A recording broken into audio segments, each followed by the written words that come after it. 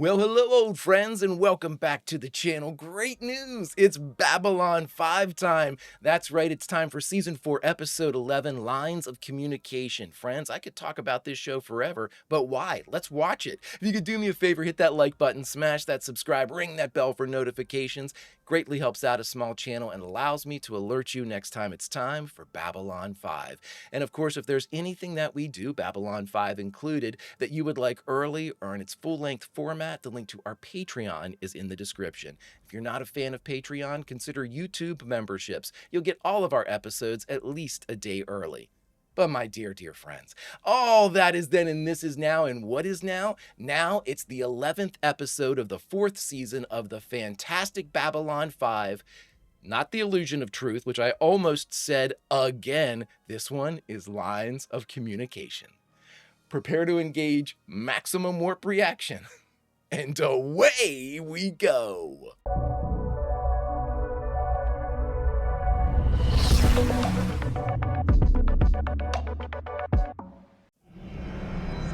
I am still so irritated by the Illusion of Truth. I just edited it. And so it's just dominating my thoughts. As reports continue to come in about the harsh conditions aboard what was once the shining beacon of Earth Force. Speak of the devil. Why do you keep watching that garbage? You know it just upsets you. I'm gathering intelligence. You're You are winding not. yourself up like a cheap watch. It helps me focus. Susan is correct. You heard that part about intervention? Yeah, coming. They'll keep the war drums going as long as they can, whip everyone up back home, turn them against us. Commander. I repeat, this is Lost Lamb to Big Bad Wolf. Do not respond. I repeat, do not respond. Uh-oh. We have arranged a meeting with the board who send its regards. Oh boy, I actually like the Mars setup. I think it looks awesome. We will check in again at prearranged time on second coded frequency. I repeat, board meeting is on. Well, that was good and cryptic. It also sounds aggressive, so if ISN gets a hold of it. Clark knew that someone from Babylon 5 was here. He'd go fusion. Oh, big time. I just don't think that Clark... I'm worried some of the others will start getting more aggressive. Stephen! There's been an explosion at the Red Planet Hotel. Took out a security force from Earth. They say it's a terrorist attack by the Resistance. Well, I mean, that could be an escalation, or it could be a part of the continued frame job. I was going to say, I don't think that Clark, and I might be completely wrong about this, I think he's spread too thin. I really do. I don't think they have the manpower to send people into Babylon 5. The North Side have been the hardest hit. But we have always guaranteed their protection. Why haven't our ships been sent to help them? With the Great Council no more, now that the war is over, the warrior caste are refusing to help. The warrior caste refuses to fight quite a bit. Looks like Serenity. Those are cool ships. I don't like cool ships because that usually means that they're good. Oh, we're in the credits, my friends. Oh, I was just saying to Patreon, I just edited The Illusion of Truth. And now to start off with ISN, I'm experiencing, what do they call it, Minbari War Syndrome? Oh my God, I'm so irritated. The year is 2261. The place? Babylon 5. I really like what we're doing here, though, because, you know, with Mars not even really knowing about the Shadow War, we can only assume that the population on Earth was equally kind of shielded from it, especially since that there would be a very profound... If they knew what the enemy was in the Shadow, then any affiliation with Clark's government to the Shadow would obviously not be met with I would guess, a positive response. But boy, oh boy, it's almost like this whole battle was fought in a vacuum and all the rest of humanity was sheltered from it. That benefits Clark mightily. Lately, there have been a number of attacks against several worlds on the border of Minbari space. Since the warrior caste will not act, I have to look into it. You gonna take a White Star out? Everyone suffered heavy losses during the war. It was only a matter of time before someone tried to take advantage of that by sending out raiding parties. There's a vacuum of power. I'm going to take out a flight of White Star ships to investigate. Since it was the religious caste that promised him protection, I have an obligation. Can't you send out Lanier? It might be dangerous. John, it pleases me that you care for what I have become. You can't tell me no. Never forget who I was, what I am, and what I can do. That should be all the answer you need, buddy. I will forever remember Delenn as staring down Earth Force and saying, "Go away." I got chills. That was so amazing. If you value your life, be somewhere else. Mars is my territory, and you don't pull this kind of crap without authorization. I saw the security squad checking in. There wasn't time. A call takes 10 seconds. In 10 seconds, I can cripple you for life. In 10 seconds, I can break your skull open and scoop out your brains for cat food. Jesus! Civilians on the deck, Philippe! And they're going to hold me responsible. That's a story. And you don't do anything. You don't breathe, you don't move, and you don't blow things up unless you check with me first. Clear? Is this how you treat all your former lovers? As a matter of fact, yes. As a matter of fact, yes. Sorry. Still gotta get used to the time difference here. Jet lag. Back at the station. Everybody all asleep in their beds. Yeah, that's usually how everything works in Babylon 5. It's so peaceful. You just drift off to 8 hours of uninterrupted sleep. No links going off. They will explain how someone with as noted a reputation as Captain Sheridan could go from war hero to alien collaborator. John. Yours, you lying saga. Yeah, John, you're going to drive yourself nuts. Our job, as always, is simply to state the facts and let the truth attend to itself. I mean, there's no way that your blood pressure it comes down watching that. We were talking about uninterrupted sleep. Can I get just one night of uninterrupted sleep around here? You cannot! I got it. Damn it, Susan, I've got it. What? Look, if they want to play games, well, fine. It's 1 a.m, John. On our side, you can't kill the truth. Actually, you can kill the truth. Yeah. Come on, I'll show you. I think we can make this work. John. What? Don't you think I better change first? Hadn't noticed. Thanks, I'll just... Wait a minute. What do you mean you didn't notice? I mean, what am I, Chop Flarn? Granted, I don't have any interest in you. You don't have any interest in me. But if you're gonna come barging in here in the middle of the night, the least you could say is, "Nice outfit, Ivanova," and then go on a tear. Nice outfit, Ivanova. You're such a... I swear to God. I love that. I swear to God. John, I've been here before. For this, you woke me up? Why not? You gave me the idea. Oh my God, you're going to make your own news channel? You were on the Babcom system, updating everyone on evacuations, safe zones, rescues, which planets had fallen. Yes, I know. I hated it. You were great at it. Oh my God. Oh my God. We had to rely on smuggled data crystals, rumors, stories. All they have to go on back home is what ISN tells them. They're never going to let this signal get through, buddy, but okay. Why not come up with a way that we could turn the war room into, I don't know, TV studio? The voice of the resistance. Okay. During World War II, the French resistance used to go on the air for 1 hour a night, always from a different location, broadcasting the real news about the war. One of the most dangerous jobs. Well, why can't we do the same thing here? Why do I get the ugly suspicion that you're volunteering me for this job? Because you're perceptive. Now, you go get some sleep, and we will talk about this again tomorrow. If you need a co-anchor, may I suggest Marcus? For no other reason than my own enjoyment. If you weren't enjoyment. my commanding officer, I swear I'd shoot him dead.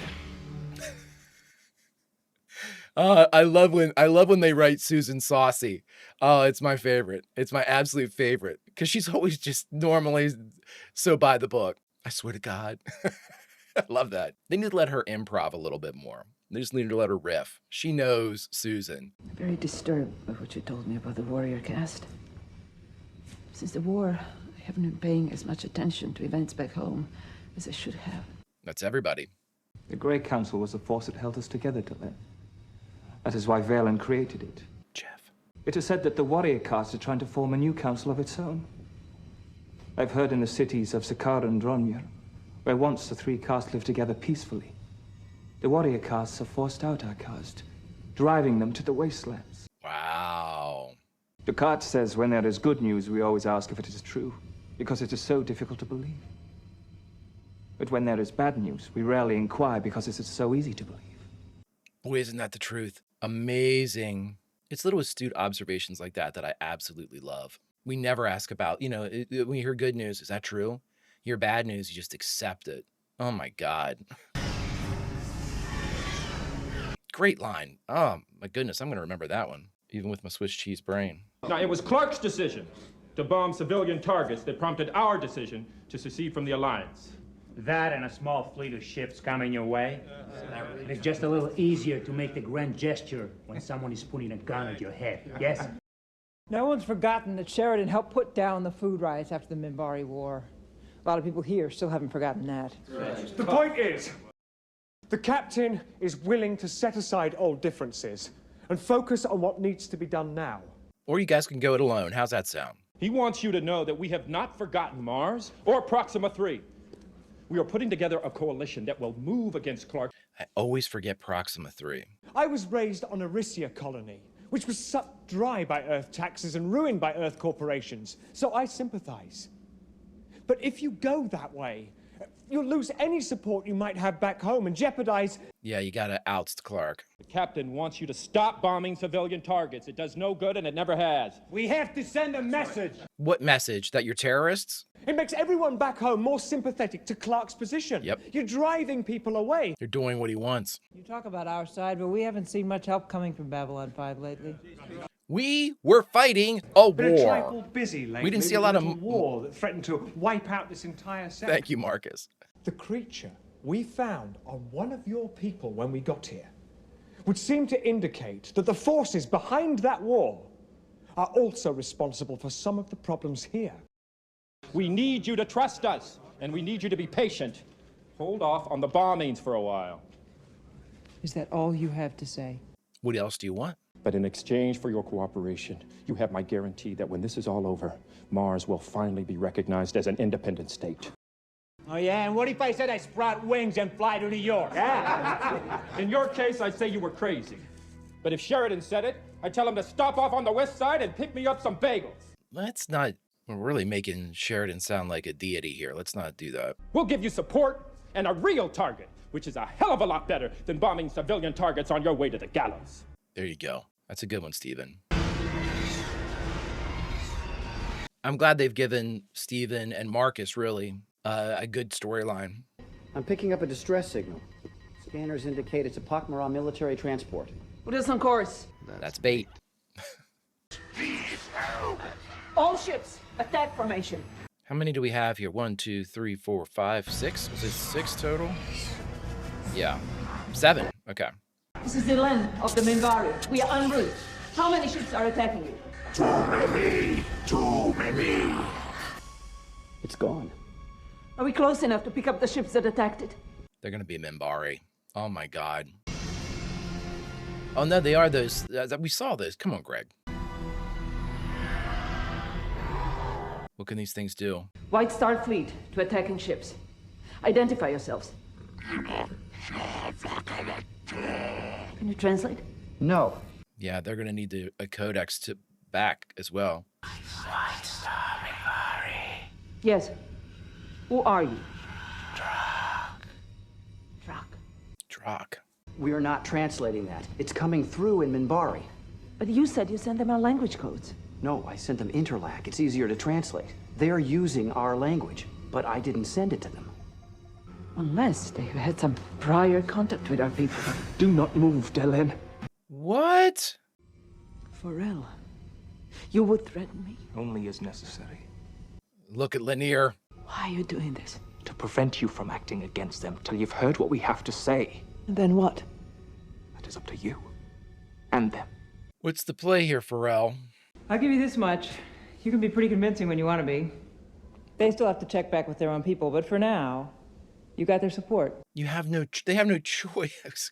Because I think we can trust you, even if you are a liar. I don't know what you're talking about. The last part. You didn't know about the bombings until you got here. So, if you didn't know about the bombings, how could you carry a message from Sheridan about it? Well, I Figured. couldn't. But I know the captain wouldn't like it any more than you do. It's an educated wish. So, like I said, you're a liar. But you're my kind of liar. Thanks. Well played, Dr. Franklin. I was there too, you know. Didn't thank me. Well, you were the one that always told me that being a ranger is a thankless job. I like the little accent drop on Ranger. Ask me. I think she likes you. Ah, come on. Nah, it's just business, that's all. You know it too, Franklin. Come on. 50 credits says that's not all she wants you to help her out of. Oh, come on, Marcus. Jesus, Marcus. Romantic. We're still in a war here, Stephen. Only now it's a different kind of war. Yeah, it certainly is. Makes you want to reach out to someone who may just feel the same way as you do about things. Who might be willing to risk this much to help you when the rest of the world couldn't give a damn. Good lines in this one. Maybe you'd like to join me for dinner tonight. I can't promise much, but it'll be the best we can pull together. Marcus, get effed. That'll be 50 credits. No, don't you start 50, with me, Marcus. 50. Don't. I didn't agree to that. You cheap bastard. Gotta go. Guard duty. These two are great together. Touch passion when it comes your way, Stephen. It's rare enough as it is. Don't walk away when it calls you by name. What the lines in this episode? Holy smokes, they're dropping some gems. How much further? This is far enough. We're here. Where's here? We're not going to let you take her off the ship. Who are they? Friends. Tell them to allow the lifepod on board. He will not be armed. You have my word. Like me. You can trust me. Interesting when they said, is your name Drock or your people named Drock? And they said yes. Oh, wow. It's like it's out of phase. It looks badass, but it almost looks like a suit too. Like a mocked up like EV suit or something. Okay, can we get an explanation here? Who are you? Are you a Drak? Let me guess, his name's Drock. Emissary, speak for Drak. The warrior caste has formed a council of its own. With the Grey Council gone, there's nothing to hold them in check except them. You cannot use them to attack our own people. We were driven out. The personal flyers destroyed and forced to walk to the next city. But Saga is on the edge of the southern polar region. Most of them died from cold and exposure before reaching Drogonai. My family did not survive. Minbari do not kill Minbari. But when it is the elements... But it is just how it happened in the days before Valen. Because they didn't believe, they will not act. If we allow the warrior caste to take control of Minbar, it'll be too late. Well, they don't like to fight, so... Even if we do not use them, that they exist at all will make the warrior caste reconsider. I mean, we can't have them fighting everybody else, though. For allowing them to move into several deserted worlds along our borders. What? We do not give shelter to thieves who prey on innocent ships. Yeah. They want only a place to have for their own because... Because they have just lost their home. Yes. How did you know that? This homeworld of yours. Did it have a name? Yes. Zahadum? I could not have harmed you, but it was important that you see them for yourself. We can be the salvation of our society. Oh boy, delusions of grandeur. Thank you. You will not regret this, Delenn.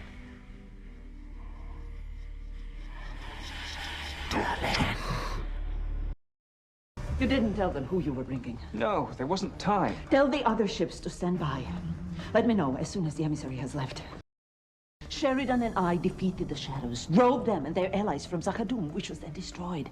They worked for the Shadows for Ella. And now you brought me right into the middle of them. No, you must be mistaken.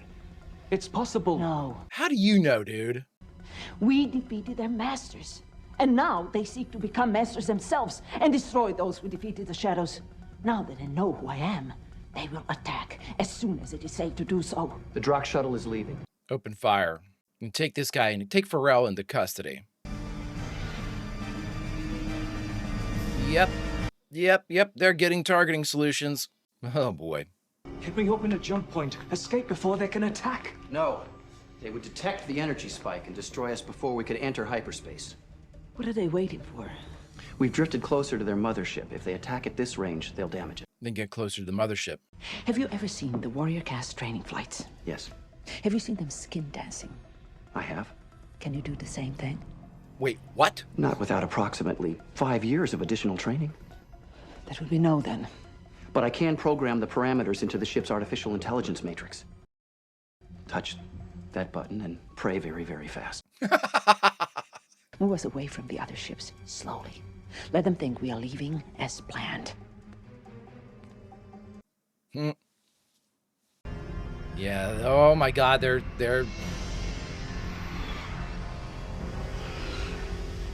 There they go. They won't lock on until they're ready to fire. Link all the other ships into our control system. Is that smart?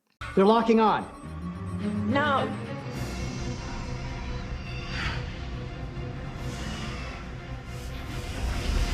Go, go, go. How long until maximum thrust? Almost there. Go, go, go, go, go, go, go. Approaching optimum speed. Activate jump engines. Break up! Now!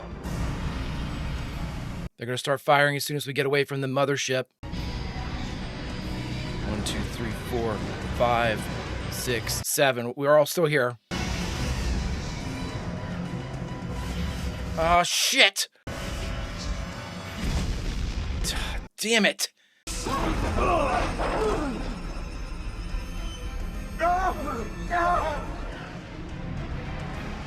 Go, go, go, go, go, go, go! I'm sorry, Dylan. I did not know. No, you didn't, bud. I was helping our people. I thought... Death by noble stupidity. I'm sorry, Pharrell. I should never have been away this long.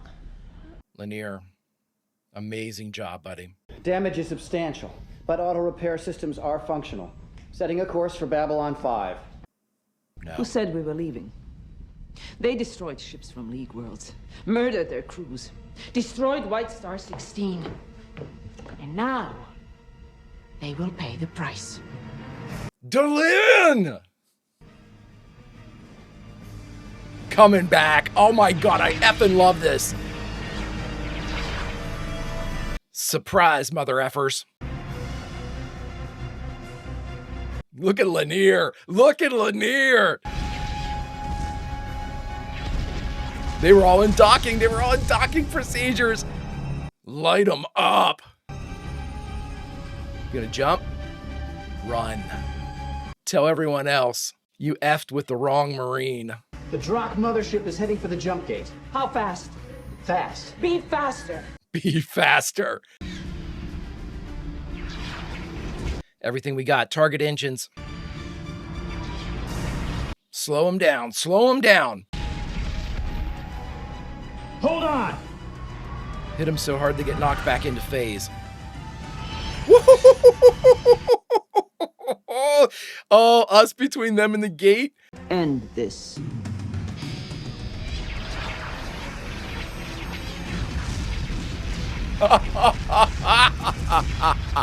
Oh my god. I mean, you started your day thinking we're gonna F with the Minbari. Dylan, it would seem that we have a problem at home. I know. Everybody does, apparently. I love that. We're not going anywhere. They sucker punched us? We're gonna show them how to do it. That was great. They were all in docking procedures, getting lifted into the mothership, and they just got lit up. I've changed my mind on space combat. I guess it's just Babylon 5, though. But once this place is online, we'll finally be able to get our story out to the fleet, the colonies. John, you need to put somebody in charge of this that has got a bit of a PR mind. You still think it came from Zahadum? Positive. There's no way of knowing how many other raiders are out there. But these Drakh worry me the most. You know, my grandfather once told me the duration's going to be a lot longer than the war. Never quite understood that until now. Yeah. There are problems waiting for me on Minbar. The caste system is falling apart. If you don't pull it back together again, there will be civil war. Oh boy. You've turned your attention back toward Earth, distracted yourself with this. That is why you're so angry with Mr. Garibaldi. But as long as he's outside, things can never be the way they were. I mean, should they be? I'm tired, Dylan. Sometimes I feel as if I've been carrying this station on my back and crawling through broken glass for 3 years. Well, you have. And you must finish the work that is ahead of you. Fighting a war is easy. Destroying is easy. Building a new world. Yeah. And how will your leaving make this any easier for me? You can focus. You can fool the others, but you cannot fool me. What is left requires that you'd be dangerous. And I think you would be more comfortable doing that if I were not here. You gotta dust off Starkiller. Would it make a difference if I asked you not to go? Would you want it to make a difference? Ah. God, great lines. Dinner. Love to. Woohoo. Have you heard from Marcus and Stephen? Not since before you left, which is what I figured. I'm sure Stephen has his hands full. Oh God, don't do a smash cut to. They are. Oh, Stephen.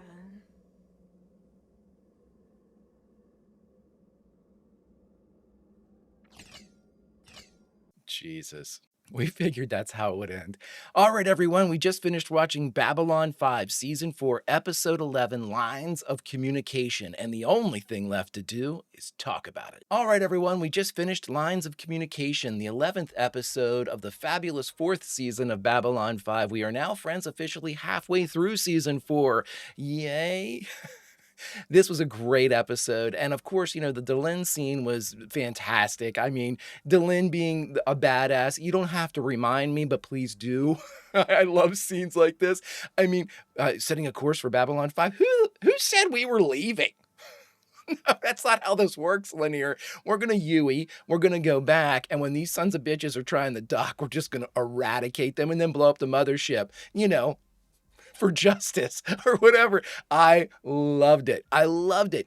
And Delenn continues to reinforce in my mind that she doesn't need to, never needs to. But it's a continual reminder to me that she is every bit, in my mind, every bit the military presence that Sheridan is. Now, can Sheridan control large fleets and things? Absolutely. Sure. That could be his strength in all of this, but hers is absolute delivery. I mean, she needs an objective done. It's done with Delenn. And God forbid you piss her off. God forbid you piss her off, because she's never going to get wild with emotion. She's never going to let that anger or that rage compromise her. She drives it into a laser focus, and then you're done. You are done. If you can stand up against her, you'll be the first that can. I love it. Delenn is the best. I will always say this, and I will go to the dirt saying this one. I picture in my mind these scenes with Delenn, but when she was full Minbari, because to me, there was, you know, this innocence that was a part of that original kind of appearance of Delenn, that again was both alien, but at the same time, it spoke of, to me, it just spoke of like a tranquility or, you know, a peaceful exterior. I would have loved to have seen that version. Like, what do you mean? We're not going anywhere. It's just, that would be the only thing, that if they could have an alternate version where she's still full Minbari and they deliver the scene the exact same way, that's the only difference, only change I would make in the whole thing. I mean, but I think the real star of the episode, despite that fantastic scene with Delenn, which just a reminder that is not necessary, that Delenn's a badass. Great dialogue in this one. Fantastic moments, great scenes, great exchanges. Susan was great at the top of the episode. Marcus was great at the middle of the episode. Delenn was great at the end of the episode. Everybody had their moments to kind of rise up and deliver something that was just really profound, really great. I love the line about bad news. I thought that was probably the line of the episode. When somebody gives you good news, you question it. When somebody gives you bad news, you just accept it. I think that is so profound. It is such a great observation on both the human condition and our propensity for just being negative. You know what I mean? And it's just what it happens to be, but it's so on the nose, it's so on the money, that even though you would think, oh yeah, well, I guess that's the way everybody feels, it's never really stated that way. You never really kind of remind yourself tell just what type of pessimist we happen to be across the board. And really, just a really, really well done, well constructed dialogue, well constructed scene exchange, just great stuff. And, when we talked about everybody kind of getting their moments, Susan's improv at the beginning, I swear to God, when she was walking through their closet thing, that is the best, because I'm not sure that we've ever seen Susan in her entirety aboard Babylon 5 have a full night's sleep, whether it be by her own dreams, the hour of the wolf, it doesn't matter what it happens to be, her link going off, some type of whatever it happens to be. I mean, she never can sleep. She can never sleep. She can never get it done. And I feel so bad for her. Like the one night you think, oh, she might get it. Nope. Whoop, whoop, whoop. Someone's at the door. Oh, I love that. The other great scene was Marcus's little speech to Franklin. And when passion's staring you in the face, man, you have got to jump on that type of stuff. Life's too short. Obviously paraphrasing. Marcus and Franklin's relationship, to me, is so well done. It's so organic. The two that are playing there, I mean, if I found out that those two actors hated each other, this is maybe the greatest bit of acting I've ever seen, because their energy is so complementary. They have their characters, while, their characters sort of obviously have different strengths, and you would think a lot of times that would kind of go into opposition with one another. It's not. It's a complete support of the passions and the strengths of the other support the weaknesses of their compatriot and vice versa. It's just so well done. And I really, that's probably my favorite relationship that we have going on right now. And, I think my favorite thing about Marcus and Steven's relationship is that we've watched it. We have literally been able to watch this entire friendship grow, and it makes sense. It's not something that we're like, hey, we have two popular characters, or, hey, I bet you these two would be good together. Let's just sort of throw them together and not really have any build up to it. No, we've had plenty of that. We have plenty of build-up, plenty of support, plenty of strength of the relationship, foundational strength at the beginning of the relationship. We've had them really start to help one another through various points in the past. This manifestation, this mission to Mars this is the culmination of a well-formed, well-developed, fully constructed relationship now put into practice in an environment that is obviously foreign to them both, as opposed to a situation that is definitely foreign to them both. I mean, Marcus may have had certain types of excursions like this before, but as far as we know, this is Steven's, kind of first foray into this type of negotiation. I think they're doing a fantastic job, and I wouldn't have. Their complementary nature is a really good representation for Babylon 5. Because, if you're any of those resistance members from Mars and you're looking at these two guys that have come in, they're so well put together. They're so complementary into their own kind of good cop, bad cop moments that they do. And also they're well informed. They seem to be they come across as being very formidable. They come across as being very proficient, experienced, wise. I just really, really like the way that they're being portrayed in this. And a lot of times we've seen it. We've even seen it in Babylon 5, where a character might not act the way that we want them to act, or we think that it's kind of been built up that they should act a specific way. They let us down in doing something. I mean, you can throw that at Mike's feet right now, even though it's obviously not Mike's fault that he's doing all these things. But, if that's why I sort of wish, and even though Garibaldi wasn't in this episode, I will say this in kind of a contrast to the Marcus Franklin relationship that we've seen grow and is overt. I wish that we would have had, and I said this before, we wouldn't have had anything to explain where Garibaldi had been. And we think that Garibaldi has just become this type of person, like he made these moves against Sheridan. We now know that, my speculation too with Garibaldi, after having just edited The Illusion of Truth, when he was activated, it was to do exactly what he was doing, to be that voice of dissent inside Babylon 5 that supports these ridiculous narratives that ISN came up with of the subjugation of humanity and the cryo-freezing and all those things. Because he's working for some element, whether it be Psy-Corps, whoever it would happen to be inside EarthGov under the direction of Clark, as basically a subversive element, a mole that's planted in there that has some credibility, having been part of the command crew before, and can be a voice, and also can be somebody that EarthGov would say, hey, maybe that person should take over Babylon 5. You know what I mean? Like there's a option in play or something like that. And then of course we have the phasing in and phasing out of the Drak, which again, I like them as an idea of being sort of like the familiars or the henchmen of the Shadow, and that they are trying to fill that vacuum. I mean, it's essentially what the Shadow and the Vorlons did when all the other first ones went away. I mean, they were left behind to watch over the lesser races, but it's not like that they didn't seize control of all this stuff. They were manipulating everything for, a couple thousand years or however long it's been.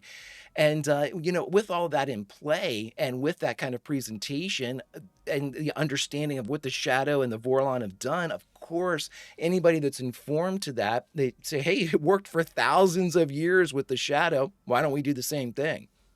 It's a good approach, and I like having another kind of like verified enemy. I also like them being sort of nebulous because we're not certain about their.